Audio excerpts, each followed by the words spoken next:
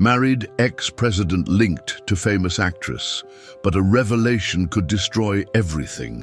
Badrock Ohana stood at the window of his Virginia estate, his reflection ghosting against the winter landscape beyond. At 65, his silver hair and distinguished features still commanded attention, though the weight of his secrets had begun to show in the slight stoop of his shoulders. The morning light caught the gold of his wedding band as he absently twisted it, a habit he'd developed over the past 2 years since leaving the White House. Behind him, Michaela moved through their morning routine with the same grace she'd shown as First Lady, the soft clink of china against silver marking time like a metronome of their carefully constructed life. "The Washington Post called again," Michaela said, her diplomat's training evident in the measured tone that revealed nothing of her thoughts.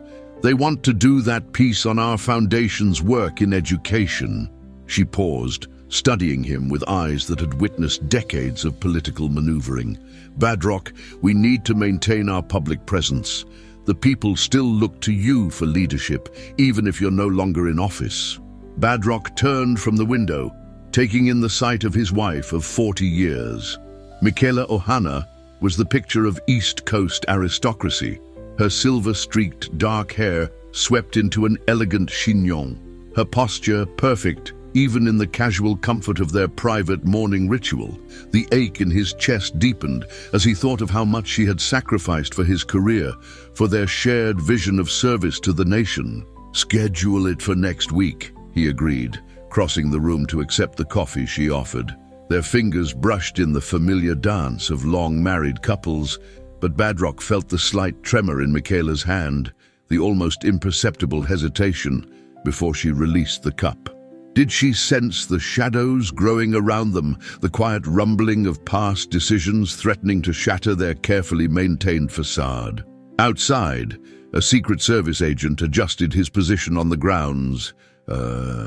Reminder that even in private retirement, Badrock Ohana's life was never truly his own. The weight of the presidency might have lifted from his shoulders, but the responsibility and the consequences of power remained. He thought of Isabella then, as he did every morning, though he never spoke her name aloud in this house. Michaela's voice cut through his reverie, practiced and poised. "The Harvard Kennedy School also wants you for their spring leadership series. I think it would be good timing, especially with the midterms coming up." She didn't look up from her calendar, but Badrock knew she was watching him, reading the micro-expressions she'd learned to interpret over 4 decades of marriage. The morning sun caught the crystal decanter on the sideboard, sending prisms dancing across the walls. Badrock watched them, remembering another morning, another play of light, but on dark hair and laughing eyes. Isabella had loved mornings, her vitality a stark contrast to the measured pace of his life with Michaela. The memory brought both warmth and a deep, gnawing guilt. A soft chime from Michaela's phone broke the moment. "That'll be clear with the day's schedule," she said, reaching for the device. Badrock nodded, grateful for the interruption. Every day was a careful ballet of appearances and obligations, each step choreographed to maintain their position in Washington society. They had built this life together, brick by careful brick, and he had nearly brought it all down with a chance meeting and a smile that had reminded him of who he'd been before power and responsibility had shaped him into this careful, controlled version of himself. The irony wasn't lost on him that his greatest achievement, the presidency itself, had become both his shield and his prison. The same public scrutiny that had helped build his image of the perfect family man now kept him bound to this performance, even as the truth threatened to unravel everything. As Michaela began reviewing their commitments for the day, Badrock sipped his coffee and wondered how much longer they could maintain this delicate balance before someone pulled the thread that would unravel it all. Charles Anderson's desk at the Boston Globe was a monument to 20 years of investigative journalism, covered in stacks of documents and post-it notes in his methodical handwriting. The veteran reporter stared at his computer screen, where an encrypted email glowed with the promise of his biggest story yet.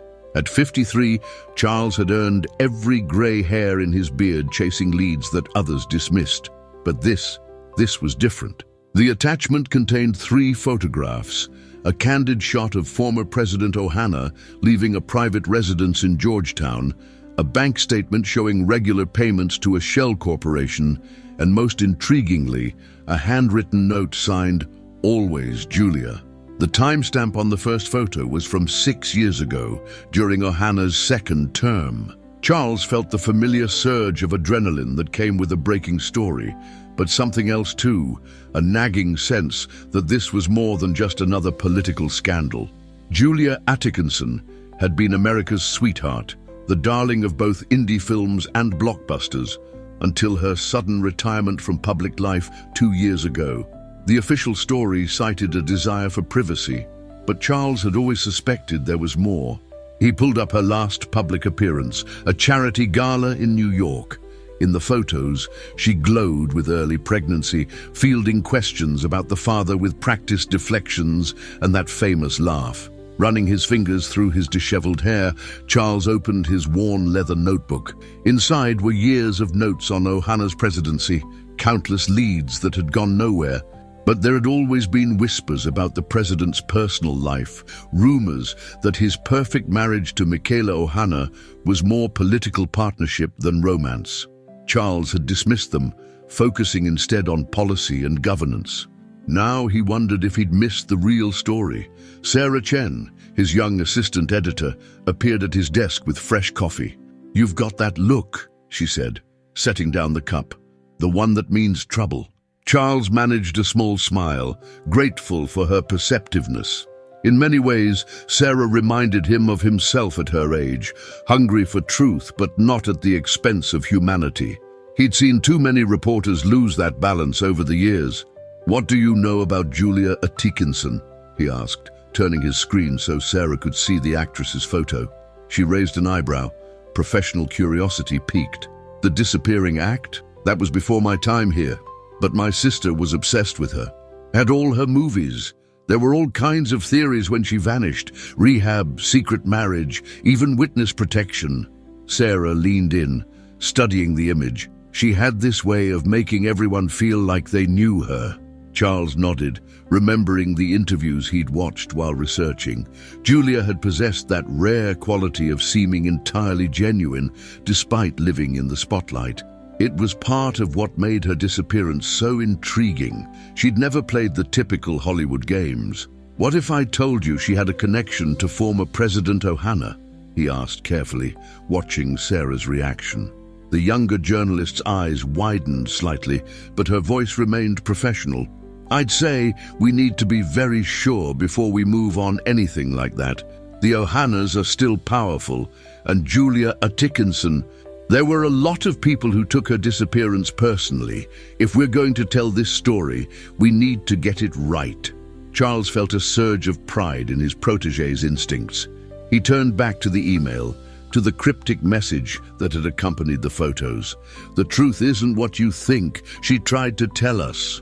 The sender's identity was hidden behind layers of encryption, but the timing, just as Ohana's post-presidential foundation was gaining international recognition, felt deliberate. Charles had learned long ago that in Washington, timing was rarely coincidental. As the newsroom hummed around them, Charles made a decision. "Book me a flight to DC, he told Sarah, "and see what you can find about any connections between Ohana's staff and Atkinson production companies during his presidency." He paused, then added, "And Sarah, keep this between us for now." She nodded, understanding the gravity of the request. Charles turned back to his screen, studying Julia's face in the last known photo of her. What had she tried to tell them? And more importantly, what had happened when she did?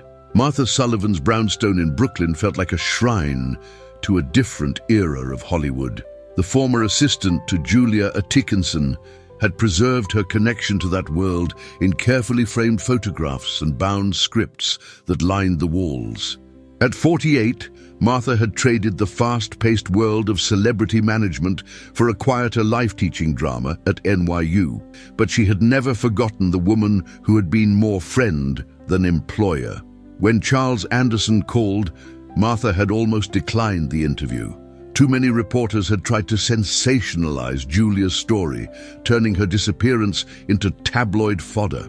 But something in the veteran journalist's voice, a gentleness, a respect for privacy, had convinced her to agree.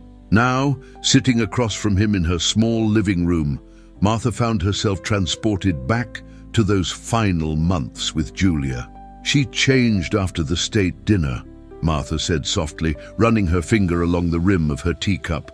"Not in any way the public would notice. Julia was too professional for that, but I'd known her since her first indie film. She'd always been so open, wearing her heart on her sleeve. After that night at the White House, she started keeping things to herself." The memory of Julia's face that evening, illuminated by candlelight and something more, still haunted Martha. Charles leaned forward slightly, his recorder forgotten on the coffee table between them. "The dinner was in honor of the British Prime Minister," he prompted gently.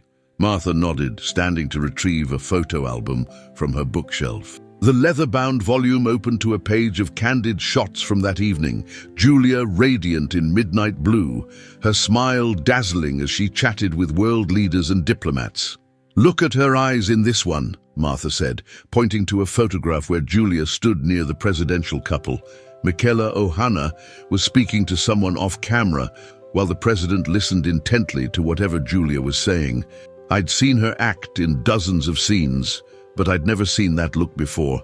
It was like she'd finally found something real in a world of make-believe. The next months had been a whirlwind of projects and appearances, but Martha remembered the subtle changes. The private phone calls Julia would take on her balcony, speaking in hushed tones, the way she'd light up when certain news alerts appeared on her phone, the mysterious meetings explained away as research for a new role, a role that never materialized. "When did you first suspect there was more to her relationship with the president?" Charles asked, his voice careful, respectful. Martha shook her head, rising to pace near the window. "I never suspected anything. Julia she wouldn't have. She believed in love, real love, but she also had strong principles. Whatever happened between them, it wasn't some tawdry affair." Martha's hand trembled slightly as she pulled another photo from the album. Julia at her last public appearance, her pregnancy visible but not yet pronounced. "She was so happy about the baby," Martha whispered, "scared but happy. She told me she finally understood what truly mattered in life. I thought she meant motherhood, but now—" She trailed off, lost in the memory. Charles waited patiently as Martha collected her thoughts. The afternoon light cast long shadows across her living room, catching the dust motes that danced in the air. Finally, she turned back to him. "A week before she disappeared, she gave me a sealed envelope, said if anything ever happened to her, I should open it. When she vanished, I was terrified, but the envelope, it wasn't what I expected." Martha crossed to her desk, unlocking a drawer with a key she wore around her neck. The envelope she withdrew was cream-colored, expensive stationery. It contained two things: a letter explaining that she was going away for a while, and this. She handed Charles a small, worn notebook. "It's her diary from that year. She wanted someone to know her truth, not the story others would tell." As Charles carefully accepted the notebook, Martha's voice grew firm. "I'm trusting you with this because I believe Julia would want her story told properly. Not as a scandal, but as what it was. A story about love, about choices, about the price we pay for the lives we choose to live." She met his eyes steadily. "Will you honor that?" The journalist nodded solemnly, understanding the weight of the responsibility being placed in his hands. The notebook felt heavy, laden with secrets and unspoken truths. As the sun began to set over Brooklyn, Martha shared one last memory. The night before she disappeared, she called me. She was crying, but she was laughing too. She said, "Martha, I finally know what I have to do." That was the last time I heard her voice. Charles carefully placed the notebook in his briefcase, knowing that within its pages lay not just the key to a political scandal, but the heart of a love story that had changed multiple lives forever. As he prepared to leave, Martha's parting words stayed with him. Whatever you discover, remember, Julia believed love was worth any price. Even if that price was letting go of everything you thought you wanted. The call came during breakfast, shattering the carefully maintained peace of the Ohana household. Badrock watched Michaela's expression shift as she listened to their PR director's voice through the speakerphone. A reporter from the Boston Globe is asking questions about Julia Atkinson, the voice said, and Badrock felt the world tilt beneath him. He steadied himself against the mahogany dining table, his wedding ring catching the morning light. Charles Anderson, Michaela said, not a question. Her voice remained steady, but Badrock saw her fingers tighten around her coffee cup. He's been circling our foundation's work for months.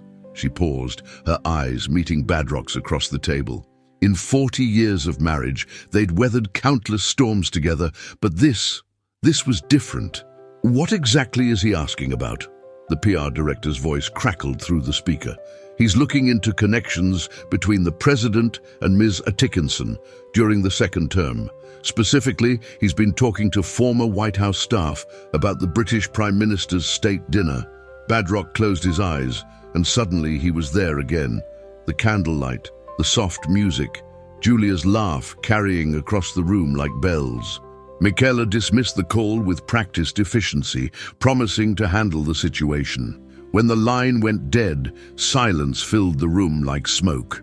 Badrock stood, walking to the window that overlooked their carefully tended garden. Spring flowers were just beginning to bloom, reminding him painfully of the gardens where he and Julia had stolen moments together, discussing poetry and dreams rather than politics and power. "I should have told you," he said finally, his voice rough with emotion. "That night at the state dinner," Michaela raised a hand, stopping him. "I knew," she said simply.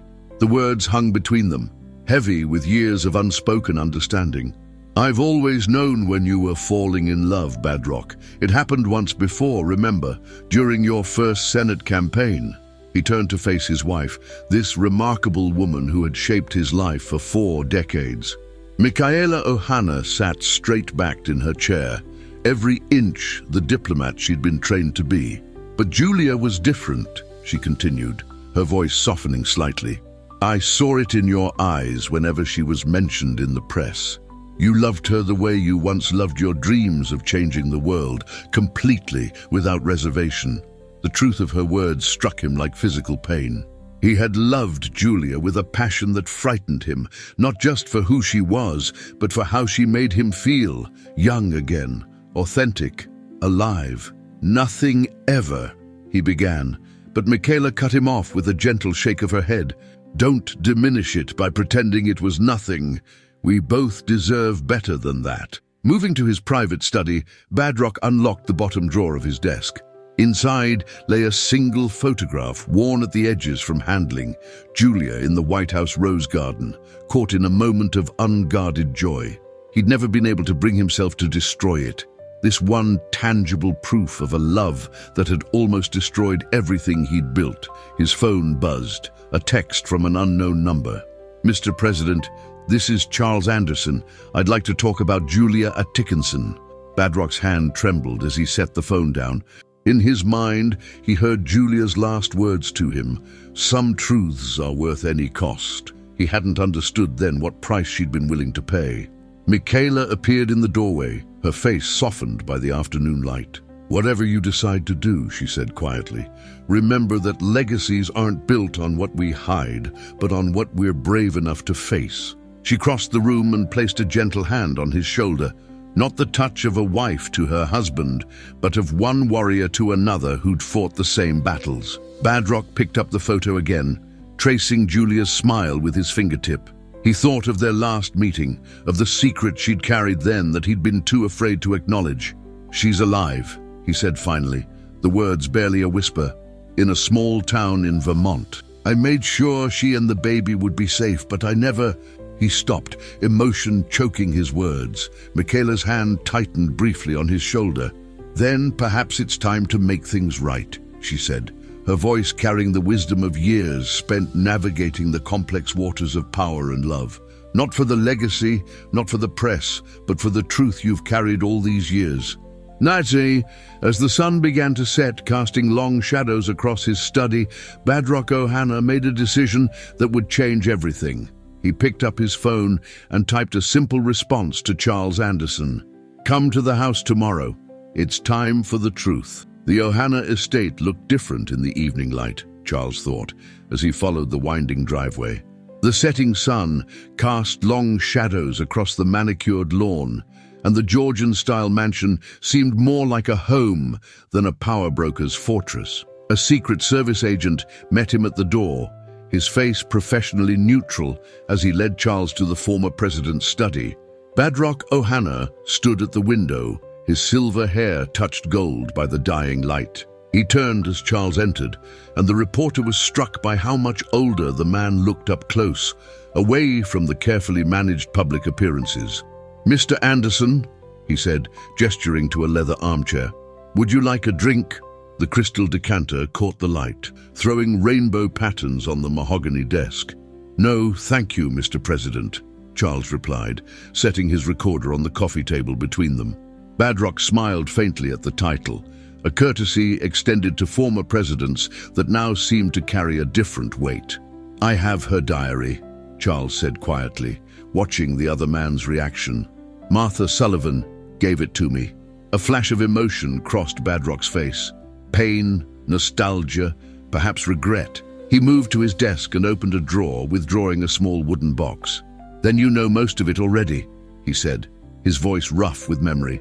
"But not everything. Not why she left, or what she was trying to protect." He opened the box, revealing a stack of letters tied with a faded blue ribbon. "She wrote to me every week for 6 months after she disappeared," Badrock continued, touching the ribbon gently. "Not about love or regret, but about her hopes for the future, about our daughter." He looked up, meeting Charles's surprised gaze. "Yes, Emily is mine. Julia named her after my grandmother."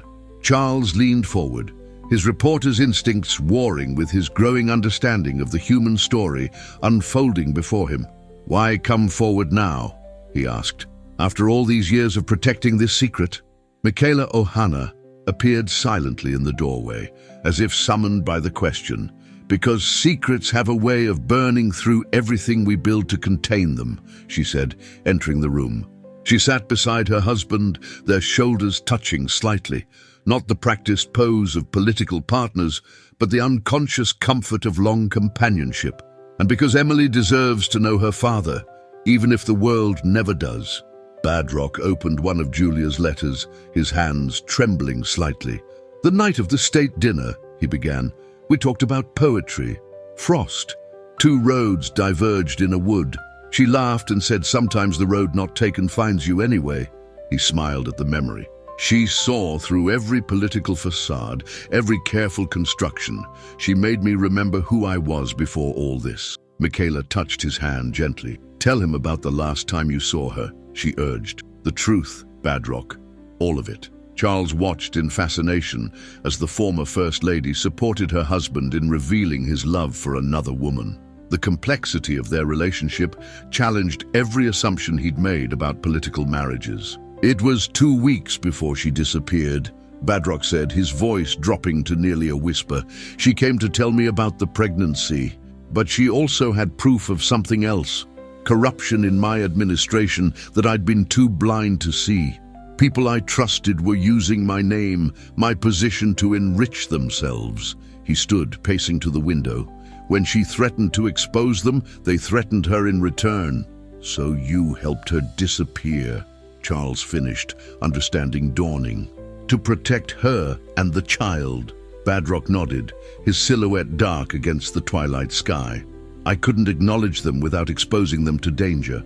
So I created a new life for them, far from Washington's reach. Emily has grown up safe, loved, free from the weight of who she really is." Michaela spoke then, her voice carrying the wisdom of years navigating the treacherous waters of power. "Love isn't always about keeping someone close," she said. "Sometimes it's about letting them go, about protecting them, even when it breaks your heart." She looked at her husband with a complex mixture of understanding and sadness. Charles turned off his recorder, recognizing that some truths weren't meant for public consumption. "What do you want me to do with this story?" he asked. The question hung in the air as darkness settled over the study.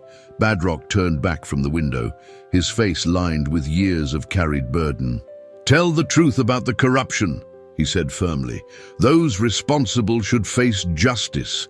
But Julia and Emily, their story is their own to tell, when and if they choose to tell it." He picked up one of the letters, running his fingers over the familiar handwriting. "Some loves aren't meant for the public eye. They're meant to remind us of who we really are, underneath all our careful constructions." Back in his hotel room overlooking the Potomac, Charles Anderson spread the contents of Julia's diary across the bed.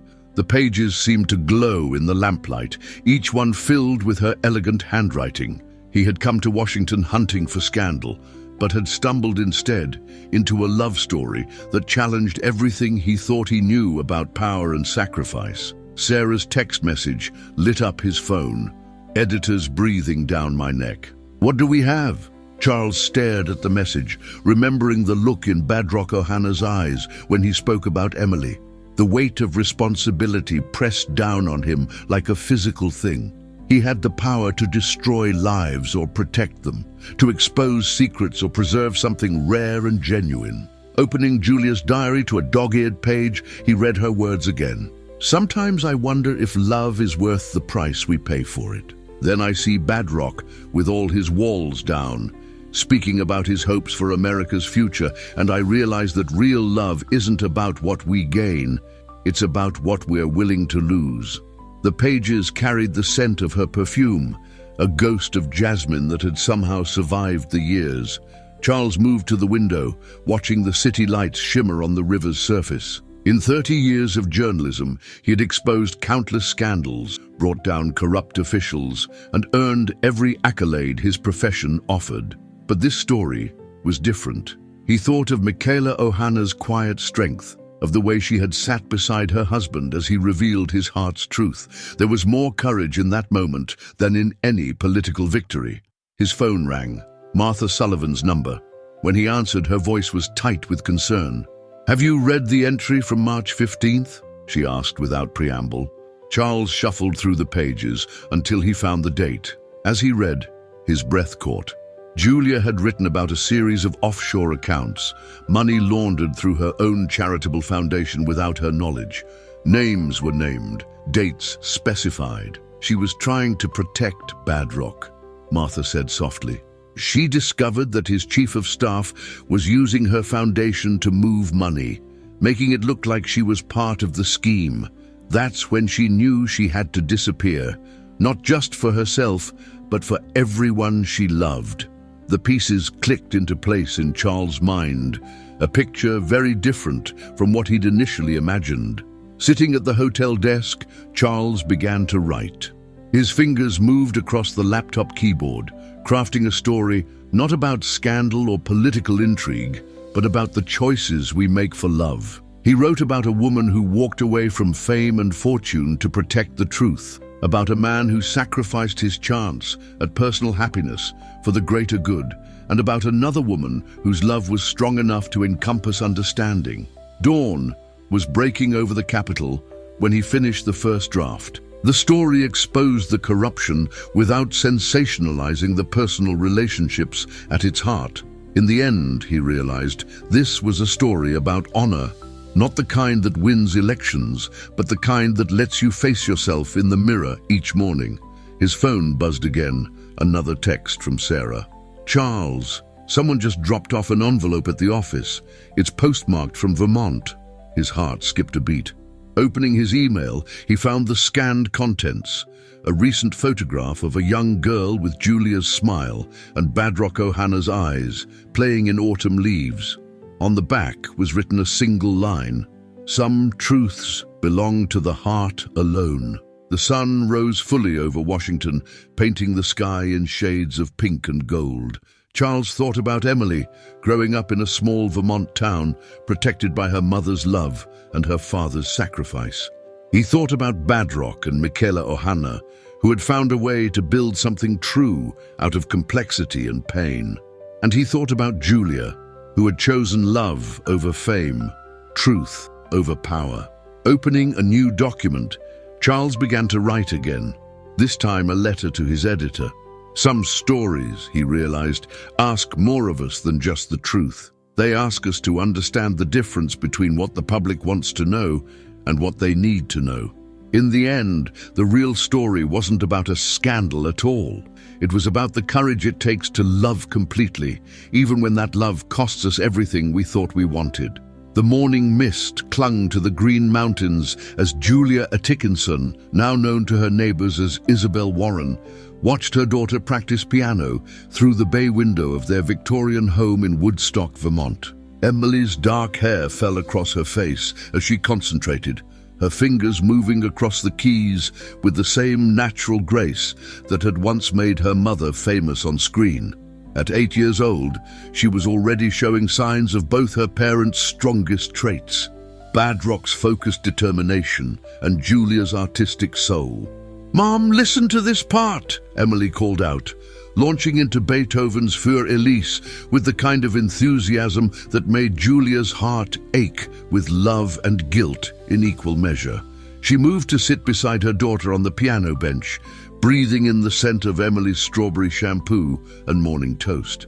These simple moments were what she had traded everything for. The quiet joy of watching her daughter grow up away from the harsh spotlight of public life. Their home, a restored 1890s Victorian painted in sage green with white trim, sat on the outskirts of town where the forest began. Julia had chosen it for its gardens, which reminded her of the White House Rose Garden where she had first truly spoken with Badrock. Now those gardens were Emily's kingdom, filled with the fairy houses she built and the wildflowers they planted together each spring. "Mrs. Warren!" called a voice from the front gate. Alice Chen, Emily's best friend, was waiting with her mother for their daily walk to school. Julia watched her daughter gather her books, straighten her uniform, and check her reflection. Small gestures that sometimes made her father's mannerisms startlingly clear. "Remember, Aunt Martha's visiting this weekend," Julia called as Emily rushed to the door.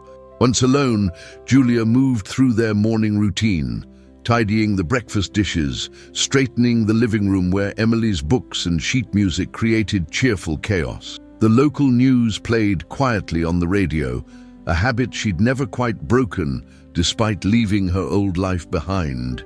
She paused when she heard Badrock's name, something about his foundation's latest education initiative.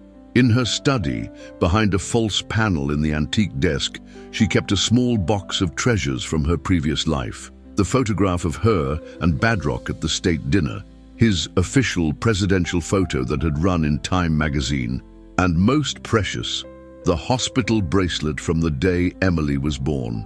She had refused to list her father's name, protecting them both with that small omission. The sound of tires on gravel made her quickly close the panel. Through the window, she saw Martha's rental car approaching. Her friend wasn't due until Friday. Showing up early could only mean news. Julia's hands trembled slightly as she opened the front door. Martha's expression confirmed her fears before she spoke. "Charles Anderson found you," Martha said without preamble, following Julia into the kitchen. "He has your diary." Julia sat heavily at the kitchen table, the morning sun streaming through stained glass windows, casting colorful shadows across her face. "Does he understand what's really at stake?" she asked quietly.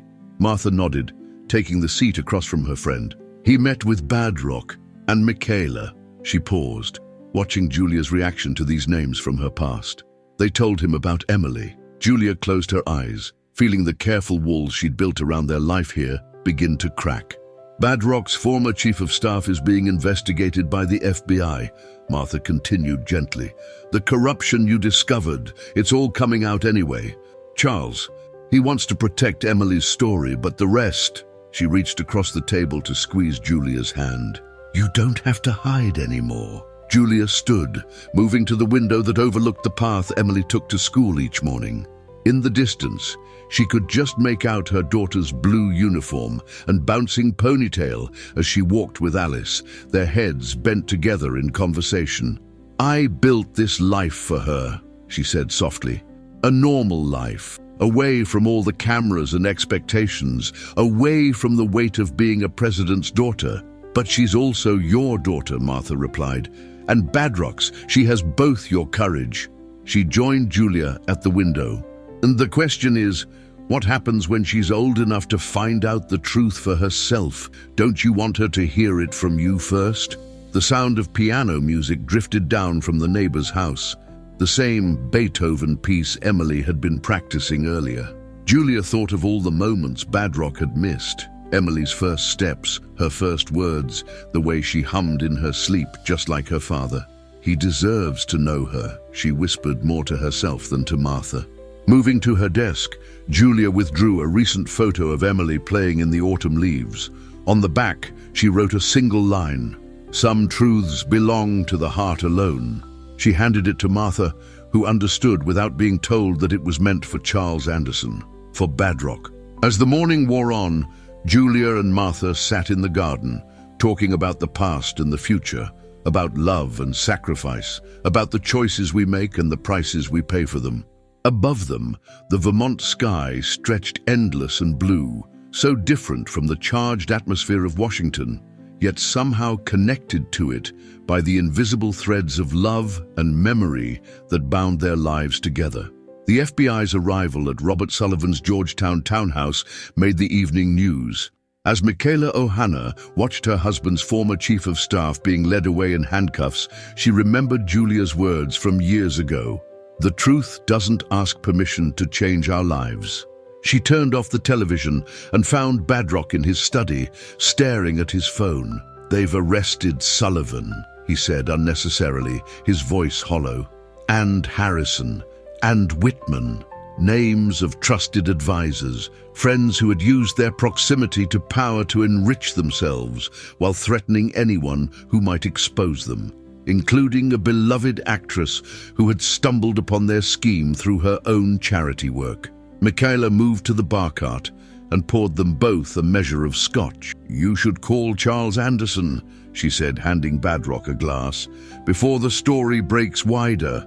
The amber liquid caught the light as Badrock swirled it, lost in thought. The investigation had revealed that Julia's charitable foundation had been used to launder millions, all without her knowledge, but in a way that would have implicated her if she had come forward. Across town, Charles sat in his hotel room, reviewing documents with Sarah Chen. The young journalist's eyes widened as she connected the dots. "They set her up," she said, the realization dawning. If Julia had exposed the corruption, they had paperwork that would have made her look complicit. That's why she had to disappear completely. Charles nodded, spreading out bank statements that showed the complex web of transactions. But she left a trail for someone to find, someone who could expose the truth without endangering her or Emily. He picked up a note from Julia's diary. "Sometimes protecting love means trusting that the truth will find its own way into the light." In Vermont, Julia tucked Emily into bed, their nightly ritual unchanged despite the storm gathering around them. "Tell me again about the time you met the Queen of England," Emily asked, her father's diplomatic instincts showing in her careful navigation toward the stories of her mother's past life. Julia smiled, smoothing her daughter's dark hair, so like Badrock's. "That's enough stories for tonight," she said gently. "But tomorrow I have a different story to tell you. One about love and courage and the choices we make to protect the people who matter most." Emily's eyes, so like her father's, studied her mother's face with an intelligence beyond her years. Back in Washington, Badrock finally picked up his phone. His finger hovered over Charles Anderson's number as Michaela's words from earlier echoed in his mind. The truth isn't just what happened, it's also what we choose to do with it now. He thought of Emily, of the daughter he'd never held, who carried his love for poetry in her DNA alongside Julia's grace. The call connected, and Charles answered on the first ring. "Mr. President," he said, his voice respectful but firm. Badrock took a deep breath, Michaela's hand steady on his shoulder. "I want to tell you about the night Julia came to me with what she'd found," he began. "About how protecting her meant losing her, and how sometimes love means choosing someone else's freedom over your own happiness." As Badrock spoke, painting the full picture of love and sacrifice against the backdrop of power and corruption, Michaela moved to the window. The Washington Monument stood illuminated against the night sky, a reminder of all the ideals they had once fought to uphold. She thought of Julia, who had given up everything to protect not just herself and Emily, but also the man she loved and the office he had held. In her Vermont garden, Julia sat long into the night, the spring air cool around her. Her phone showed a missed call from Badrock, the first direct contact in 8 years. Tomorrow, she would tell Emily about her father, about a love story that had changed lives and exposed corruption. About how sometimes the greatest act of love is letting go of everything you thought you wanted, only to find something truer in its place. The moon rose over both Washington and Vermont, connecting the scattered pieces of their shared story. In his hotel room, Charles Anderson began to write what would become not just an exposé of political corruption, but a testament to the power of love to transcend ambition, to choose truth over power, sacrifice over glory. As his fingers moved across the keyboard, he thought of Emily, asleep in her Vermont bedroom, unaware that her story was about to become part of a larger narrative about love, truth, and the prices we pay for both. Emily Warren sat at her mother's antique desk, homework forgotten, as she stared at the photograph Julia had just placed before her. In it, a younger version of her mother stood in a beautiful garden, laughing at something the distinguished man beside her had said. The man with Emily's eyes, her serious expression, her habit of tilting her head when concentrating. "His name is Badrock Ohana," Julia said softly, perching on the desk's edge. "He was the President of the United States, and he's your father." The morning sun streamed through the stained glass windows, painting Emily's shocked face in patterns of blue and gold. For a moment, the only sound was the ticking of the grandfather clock in the hall. "The history book," Emily whispered, remembering the textbook in her school library. "His picture. I always thought," she trailed off, her 8-year-old mind struggling to process this revelation. Julia's heart ached as she watched her daughter's fingers trace the outline of Badrock's face in the photograph. In Washington, Badrock paced his study, glancing repeatedly at his phone. "She's telling her now," he said to Michaela, who sat calmly in her usual chair. The morning papers lay untouched on the desk, their headlines screaming about the arrests of his former staff. But today, those scandals seemed distant compared to the knowledge that, hundreds of miles away, his daughter was learning about him for the first time. Back in Vermont, Emily's questions tumbled out in a rush. "Does he know about me? Why didn't he ever visit? Did he not want—" Julia gathered her daughter into her arms, feeling the slight trembling of her small frame. "Oh, sweetheart, he wanted you so much. Sometimes love means making impossible choices to keep the people you care about safe." Martha appeared in the doorway with hot chocolate, her presence a steady comfort as Julia began to explain. "Remember the stories I told you about being an actress? There were some bad people who wanted to hurt us back then. Your father. He helped us disappear, gave us this beautiful life, even though it meant he couldn't be part of it." Emily's brow furrowed in that familiar way, Badrock's way. "Like in my books about the Witness Protection Program?" she asked, her quick mind making connections. Julia smiled despite her tears. "Something like that. But now things have changed. The bad people can't hurt us anymore, and your father, he would very much like to meet you if you want." In Badrock's study, the phone finally rang. His hands shook as he answered, hearing Julia's voice for the first time in years. "Badrock," she said softly, "someone here would like to talk to you." There was a rustling sound, a whispered encouragement, and then, "Hello?" A child's voice, uncertain but brave, his daughter's voice. Michaela quietly left the room as Badrock sank into his chair. "Hello, Emily," he said, his voice rough with emotion. "I've waited so long to talk to you." There was a pause. Then Emily asked, "Is it true you like poetry? Mum says you can recite all of Robert Frost from memory." A laugh escaped him, half sob. "I do. 2 roads diverged in a wood." To his amazement, Emily's voice joined his, continuing the verse. "Mum teaches me poetry too. she explained.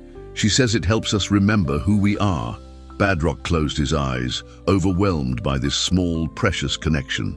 In their Vermont home, Julia watched her daughter talking to her father, seeing 8 years of separation begin to heal with each shared word. Martha squeezed her hand as Emily's face lit up, describing her piano recital, her favorite books, the fairy houses in their garden.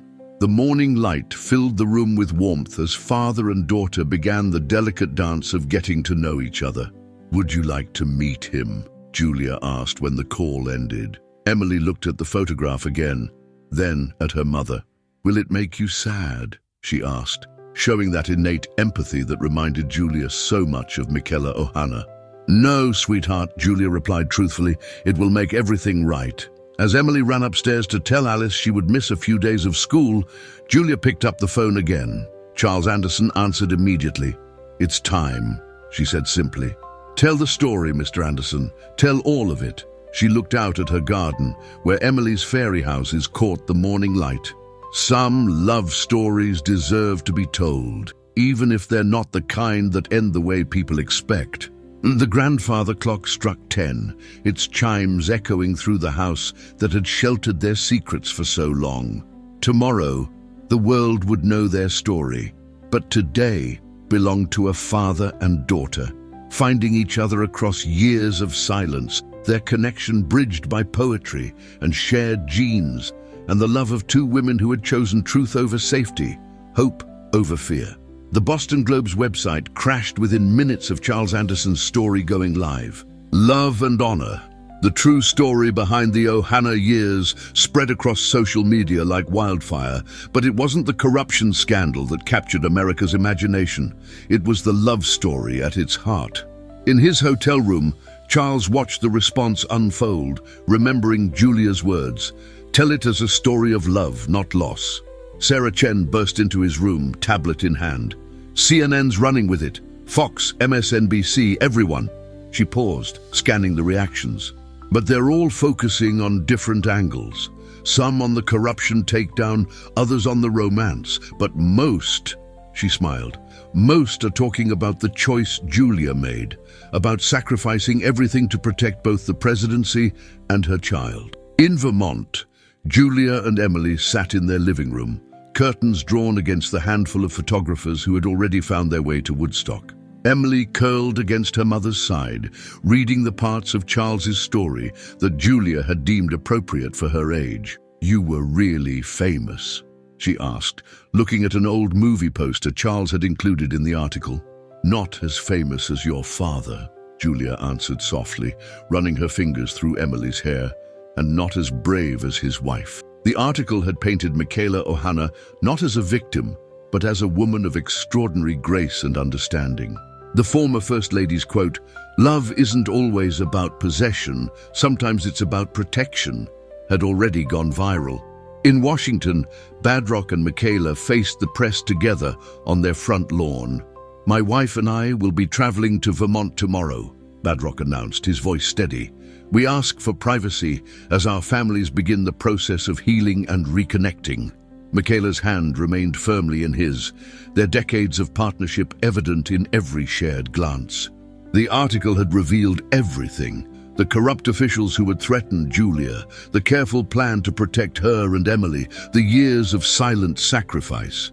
But Charles had also written about love in its many forms, romantic love between Badrock and Julia, certainly, but also the enduring partnership of Badrock and Michaela, the fierce maternal love that had driven Julia's choices, and the newfound love between a father and daughter connecting across years of separation.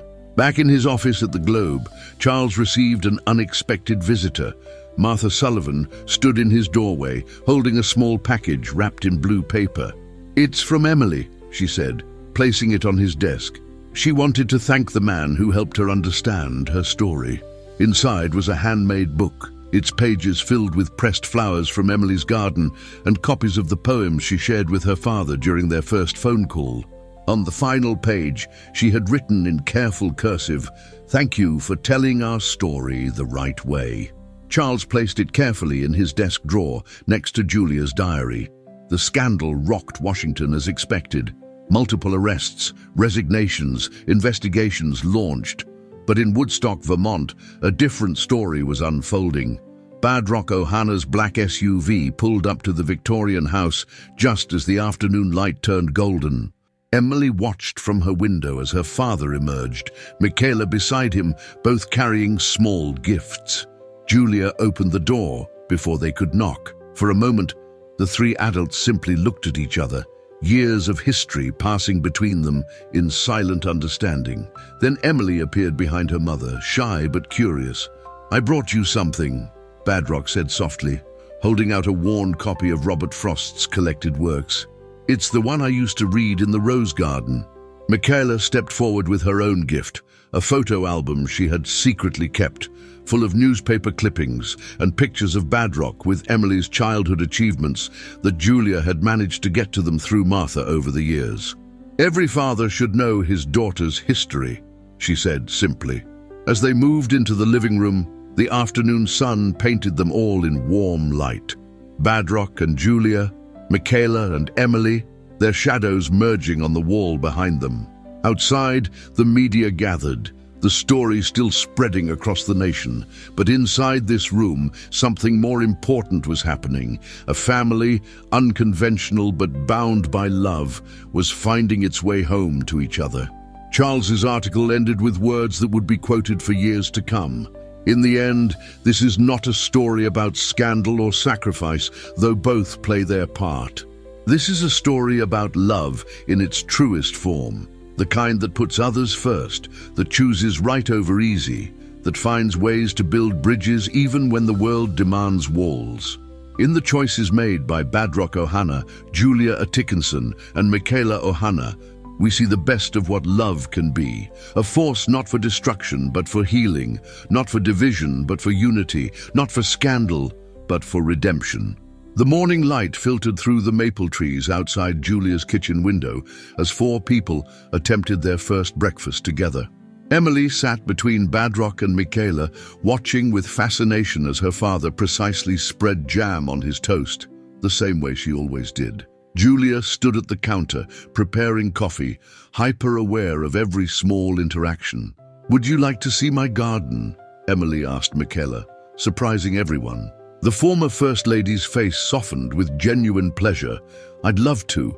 I hear you build fairy houses." Michaela's diplomatic training had prepared her for many things, but nothing quite like winning the trust of her husband's 8-year-old daughter. Yet somehow her natural grace made it seem effortless. Badrock watched them through the window as Michaela followed Emily through the garden paths, listening intently as his daughter explained the architectural principles of fairy home construction. "She's amazing," Julia said softly, joining him at the window. "Michaela, I don't know if I could be that graceful." Badrock turned to look at the woman he had once risked everything to love. "You were just as graceful," he replied. "You gave up everything to protect everyone, including Michaela and the presidency. That takes a different kind of grace." Their eyes met briefly, acknowledging the complexity of emotions that still lingered between them. But time and separation had transformed their passionate love into something else, a deep respect and shared devotion to their daughter. In the garden, Emily was showing Michaela her latest creation, a fairy mansion with tiny furniture made from twigs and leaves. "Did you know my dad when he was president?" she asked suddenly. Michaela settled onto a garden bench, patting the space beside her. "I did. Would you like to hear about the time he got lost in the White House garden, trying to find the perfect rose?" Inside, Julia and Badrock sat at the kitchen table, the weight of 8 years of separation between them. "I kept every article about you," she admitted. "Every speech, every appearance. I wanted Emily to know her father, even if she didn't know he was hers." Badrock reached into his jacket and pulled out a small wrapped package. "I did the same," he said, pushing it across the table. Inside was a collection of playbills from every school play Emily had been in, photos Martha had secretly sent, report cards that had made their way to him through their careful network of trusted friends. Michaela helped me keep them organized. She said, She said Emily would want to know someday that she was always loved, always wanted. Laughter from the garden drew their attention. Emily was demonstrating her cartwheel technique for Michaela, who applauded each attempt with genuine enthusiasm. "She's good with children," Julia observed. We never had any," Badrock replied softly. "After we learned about Emily, Michaela said our family was already complete. We just couldn't acknowledge it yet." The sound of cars on the gravel driveway signaled the arrival of more reporters. They had been coming steadily since Charles's article broke, but the local police had kept them at a respectful distance. The outside world was still hungry for more of their story, but inside the garden walls, something more important was taking shape. Martha arrived around noon, carrying groceries and news from the outside world. "The corruption story is gaining traction," she reported, unpacking ingredients for lunch. "But public opinion is overwhelmingly sympathetic to all of you. Charles's article, it helped people understand that love doesn't always fit into neat categories." As Martha and Julia prepared lunch, Emily gave Badrock a tour of her room. She showed him her book collection, proudly pointing out the poetry volumes she had memorized. When she opened her jewelry box and carefully removed a small, worn photograph, Badrock's breath caught. It was a picture of him from his presidential days, creased from frequent handling. "Mum gave it to me last year," Emily explained. "When I asked why I didn't have a dad, she said I did have one, but he had to keep me safe by staying away." She looked up at him, his eyes, serious. "Did you miss me even before you knew me?" In the kitchen below, Michaela and Julia worked side by side, preparing vegetables for a salad, their movements carefully choreographed to avoid collision. "Thank you," Julia said suddenly, her knife pausing over a tomato. "For everything, for understanding, for being kind to her." Michaela's hands stilled on the lettuce she was washing. "There's no guidebook for this," Michaela replied thoughtfully. "But I learned long ago that love multiplies. It doesn't divide. Badrock's capacity to love you and Emily doesn't diminish what we've built. If anything, it proves I married a man capable of great love." She smiled slightly. "And great sacrifice. You both chose duty over happiness. How could I not respect that?" The afternoon sun cast long shadows across the garden as the unconventional family gathered for lunch. Emily sat between her parents, with Michaela across from them, while Martha captured a few discreet photos for the family archive. They were an odd grouping: the former president, his wife, his former love, and the daughter who bridged all their worlds. But as Emily regaled them with stories about school, her hands gesturing dramatically in a way that reminded everyone of Julia's acting days, they felt something shift, something that felt impossibly like the beginning of healing. Badrock Ohana sat in Julia's garden, watching the sunset paint the Vermont sky in shades of purple and gold. 3 days had passed since their first awkward breakfast, and already patterns were emerging. Emily had school in the mornings, but afternoons were reserved for family time, a word that was slowly taking on new meaning for all of them. "The Georgetown house is too big anyway," Michaela was saying, her reading glasses perched on her nose as she reviewed real estate listings. "We could keep the DC residence for foundation work, but having a place here—" She glanced at Julia, who was curled in an Adirondack chair nearby. "If that wouldn't be too overwhelming." Julia watched Emily showing Badrock her homework at a garden table, their dark heads bent together over a math problem. "Actually, I've been thinking about that," she said slowly. "The Morrison place next door is for sale. It's within walking distance, but still maintains everyone's privacy." The suggestion hung in the air, full of possibility. Inside, Martha was on the phone with Charles Anderson, who had become an unexpected ally in managing the public aspects of their story. "The morning shows all want interviews," she reported, joining them in the garden. "But Charles thinks we should consider Barbara Walters. One definitive interview, all of you together, then back to privacy." Emily looked up from her homework. "Would I be on TV too?" she asked, her voice carrying a hint of her mother's performer instinct mixed with her father's measured caution. Badrock and Julia exchanged glances. "Only if you want to be, sweetheart," Julia answered. "And only for a small part." Michaela set aside her tablet, watching the interaction with keen eyes. Over the past few days, she had observed how Emily carried traits from both her parents. Julia's artistic flair, tempered by Badrock's thoughtfulness, his intensity softened by her mother's warmth.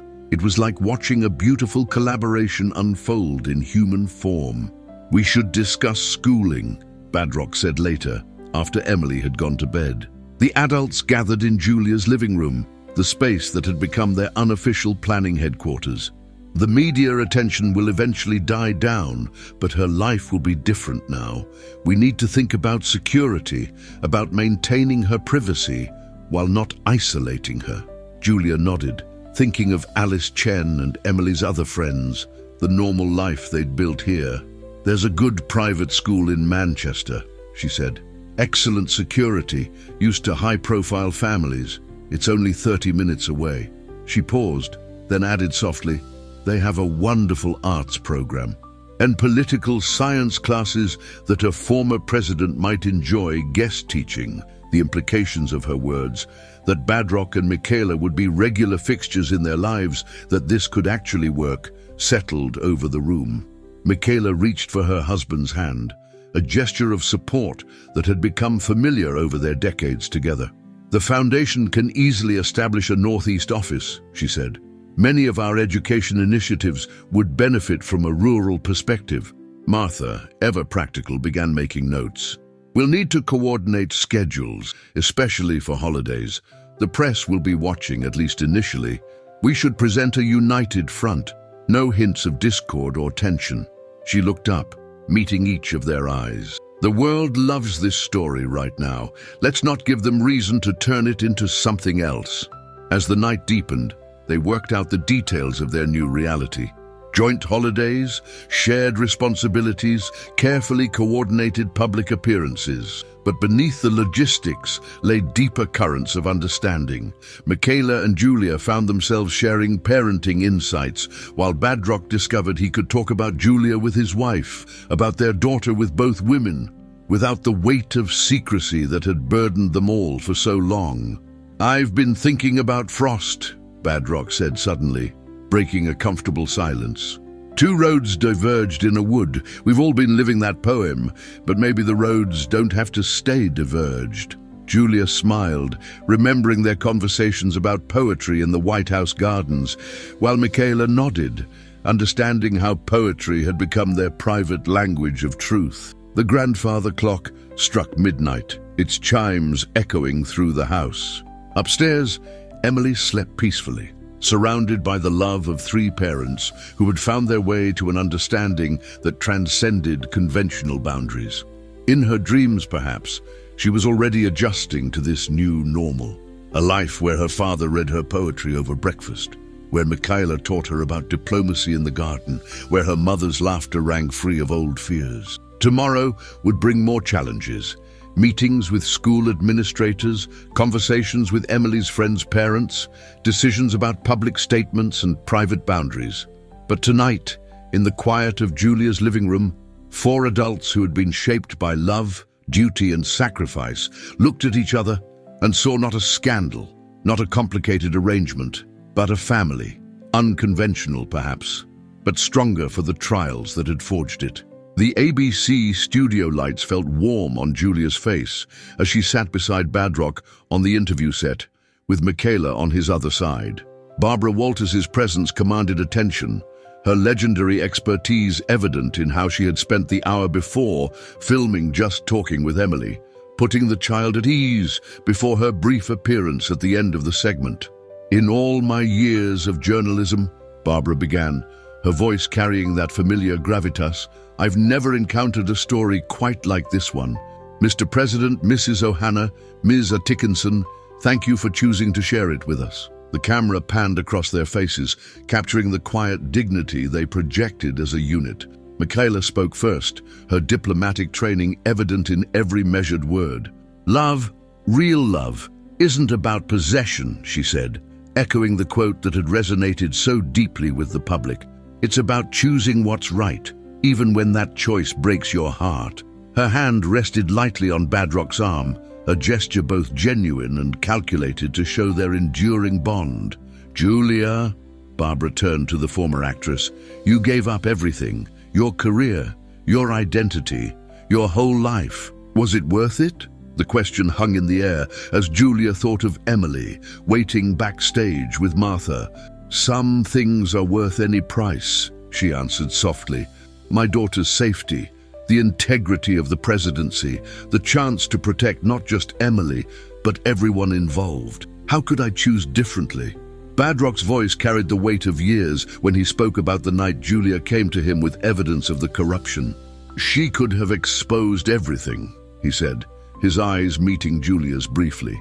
"Instead, she chose to protect the office, to protect all of us, at great personal cost. That kind of courage, that kind of love." He paused, emotion making his voice rough. "It humbles you." Barbara leaned forward, asking the question America had been waiting for. "How do you make this work, this unconventional family arrangement?" The three adults exchanged glances, a moment of genuine warmth that the cameras caught perfectly. "We choose love," Michaela answered simply. "Every day, we choose to see the best in each other, to put Emily's happiness first, to build something new from the pieces of what could have been a tragedy." Julia nodded, adding, "Emily has three parents who adore her. How could that ever be wrong?" When Emily joined them for the final segment, she carried herself with a poise that reminded everyone of both her parents. Barbara asked her gentle questions about school, her fairy gardens, her love of poetry. "Daddy teaches me Robert Frost," Emily said naturally, the word daddy causing Badrock's eyes to shine with unshed tears. "And Michaela helps me with my French homework." After the interview, in the privacy of their green room, Emily fell asleep on a couch while the adults decompressed. "You were magnificent," Martha told them, reviewing the early social media reactions on her tablet. "The public is calling it a masterclass in grace and forgiveness." Charles Anderson, who had been invited to watch the filming, stepped forward. "I knew from the moment I read Julia's diary that this wasn't just another political scandal," he said. "This was a story about love being bigger than our mistakes, our fears, even our best intentions." Later that evening, back in Vermont, they gathered in Julia's garden. The interview would air the following week, but tonight was about family. Emily played the piano through the open windows, while Michaela and Julia prepared dinner together, their movements in the kitchen now comfortable and coordinated. Badrock sat in his favorite garden chair, working on foundation proposals, but mostly watching his expanded family with quiet joy. "I've been thinking," Julia said as they sat down to dinner, "about that Morrison house next door. If you're still interested." She looked at Badrock and Michaela. The couple exchanged glances before Michaela smiled. "We already made an offer," she admitted. The real estate agent nearly fainted when she realized who we were. Emily beamed at this news, already planning how to extend her fairy garden kingdom to include both properties. "Can we build a path between the houses?" she asked, her mind working on the logistics of having three parents in two houses. "Through the gardens? I think," Badrock said, looking around the table at these remarkable women who had chosen to build something beautiful from complexity, "that building paths between hearts is what we do best." The evening light caught Michaela's smile, Julia's gentle laugh, and Emily's shining eyes, a family portrait unlike any other but no less real for its uniqueness. As night fell over Vermont, the four of them plus Martha sat in the garden, sharing stories and plans, their laughter carrying over the hedge where tomorrow's newspapers would no doubt discuss their interview. But here, in this moment, they were just a family, bound not by convention but by choice, by love, and by the courage to believe that some truths are worth fighting for, some loves worth sacrificing for, and some families worth building, no matter how unlikely their foundations might seem. 1 month after the Barbara Walters interview, moving trucks rolled up to the Morrison house next door. Emily supervised the operation from her treehouse, which now straddled the property line between the two gardens, a birthday gift from all three parents that symbolized their commitment to unity. "The piano goes in the living room, by the bay window," Michaela directed, her organizational skills making the chaos of moving seem almost elegant. Through the connecting garden path that Emily had requested, Julia appeared with a tray of lemonade for the movers. The two women had developed an easy friendship that still occasionally surprised them both. The Times called again, Julia mentioned, helping Michaela unpack books in what would become Badrock's study. They want to do a follow-up piece about America's most modern family. They shared a knowing smile. The Walters interview had transformed public perception, turning potential scandal into a story of love and redemption that had captured the nation's imagination. Badrock appeared in the doorway. Emily perched on his shoulders, as she had taken to doing lately, making up for lost years of piggyback rides. "What do we think about the school in Manchester?" he asked. They had visited the previous week, all four of them together, causing quite a stir in the admissions office. "Emily's French is already better than mine, thanks to Michaela's tutorials. I like it," Emily declared, her fingers playing with her father's silver hair. "Alice can visit on weekends, and they have a real theatre for plays." She had inherited both her mother's love of performance and her father's gift for diplomatic compromise. The school's combination of security, academics, and arts seemed perfect. Later that evening, as sunset painted the joined gardens in gold, the families gathered for their now traditional Sunday dinner. Martha joined them, as she often did, bringing updates from the outside world. Charles Anderson had won a Pulitzer for his series of articles, she reported, and had dedicated it to families who choose love over convention. "Did you see the editorial cartoon in the Post?" Michaela asked, passing the salad to Julia. "They drew us as a garden, 3 strong trees providing shade for a growing flower." Badrock smiled, remembering how differently this could have all turned out. Instead of scandal and broken hearts, they had somehow built something new and strong. Emily entertained them with a dramatic reading of her latest school essay, a piece about my unique family that had earned her teacher's highest praise and a few happy tears. She had her mother's gift for storytelling and her father's insight, wrapped in Michaela's diplomatic grace. The combination was formidable. "The Foundation's Northeast office opens next week," Badrock mentioned, as they cleared the dishes together, all of them falling into an easy rhythm. The Ohana Foundation had shifted its focus to education and arts accessibility, causes close to all their hearts. "We'll need a good theatre consultant," he added, glancing at Julia. She paused, soapy hands hovering over the sink. After years of hiding, the idea of working openly, of using her expertise for something meaningful, felt both frightening and right. "I might know someone," she said softly, and Michaela squeezed her shoulder as she passed with a stack of plates. In the garden, Emily had convinced all 3 parents to help with her latest fairy house construction project, a massive fairy embassy that reflected both her growing understanding of her father's political world and her mother's theatrical flair. Michaela contributed architectural suggestions from her years overseeing state dinner decorations, while Badrock seriously discussed fairy diplomatic protocols. As darkness fell, fireflies began to dance among Emily's fairy houses.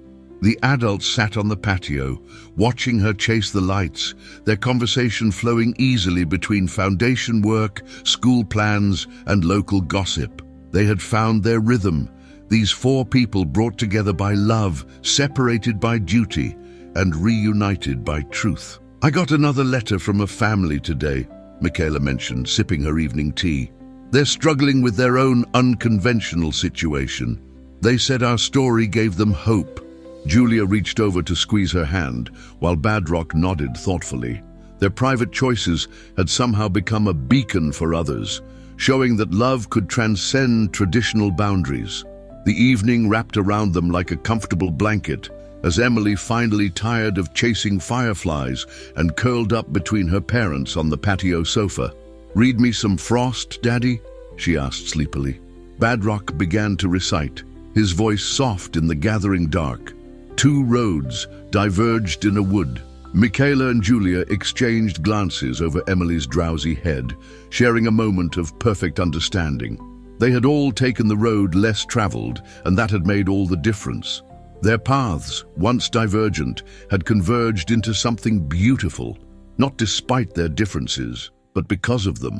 6 months after the Ohana Atkinson families became neighbors, winter draped their Vermont gardens in pristine white. Inside Julia's warm kitchen, Emily rehearsed her lines for the school's holiday play, while 3 parents and 1 honorary aunt prepared for their first Christmas together. "Your mother was just as dedicated to rehearsals," Badrock told Emily, watching her pace with script in hand. "I remember watching her prepare for speeches the same way." Julia and Michaela exchanged amused glances over the Christmas cookies they were decorating. They had both recognized Emily's inherited mix of her mother's artistic perfectionism and her father's policy-wonk attention to detail. Martha, visiting for the holidays, sat at the kitchen island reviewing the latest polling numbers. "Your approval ratings are higher than when you were in office," she reported to Badrock. The Ohana Foundation's new initiatives, combining Julia's arts background with Michaela's diplomatic connections and Badrock's political experience, had captured the public's imagination. They had become, inadvertently, a model for turning personal challenge into public good. "Mom," Emily called from the living room, "can you help me with this monologue?" Julia moved to join her daughter, but Michaela was closer. "Which part is giving you trouble, sweetheart?" she asked naturally, and no one remarked on how normal it felt, this fluid exchange of parental roles.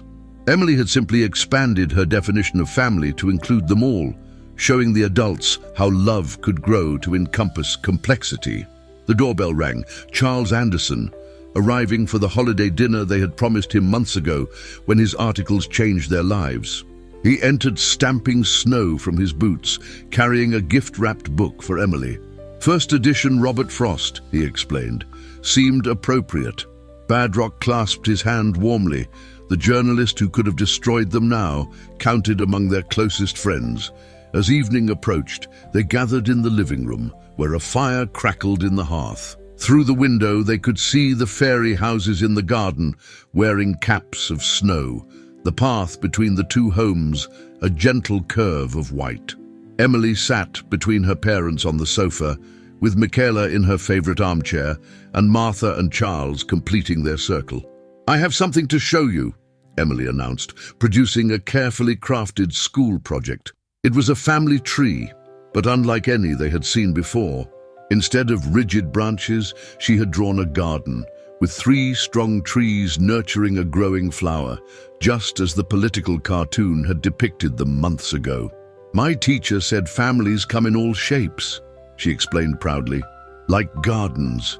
Badrock pulled his daughter close, meeting Julia's eyes over Emily's dark head. They had come so far from that state dinner years ago, from choices made in fear and love, from secrets kept and finally revealed. Michaela reached over to squeeze Julia's hand, their shared love for this child and this man having forged an unexpected friendship that defied conventional understanding. "Tell us a story, Mum," Emily requested, settling into what had become their evening ritual. Julia smiled, but it was Michaela who began. "Once there was a love so strong, it changed everything it touched." Badrock continued, "It taught people that doing the right thing, even when it's the hardest thing," and Julia finished, "can lead you exactly where you're meant to be." Charles watched them, the reporter in him marveling at how truth, when finally given room to breathe, could heal instead of harm. Martha dabbed at her eyes, remembering all the years of secrets kept and pain carried, now transformed into this moment of quiet joy. Outside, snow continued to fall on their joined gardens, on the path that connected their homes, on the fairy houses that Emily built with 3 parents' help. Inside, warmth and laughter filled the rooms where once there had been silence and separation. They had chosen love over fear, truth over pretense, and in doing so had built something rare and precious, a family defined not by convention, but by choice. Emily fell asleep that night, listening to her father recite Frost, her mother's hand stroking her hair, while Michaela's quiet humming of Christmas carols drifted up from the kitchen. In her dreams, there were no more roads diverging in yellow woods, only paths converging in gardens where love grew wild and free, where truth bloomed alongside trust, and where family meant simply this: hearts choosing each other again and again through all seasons.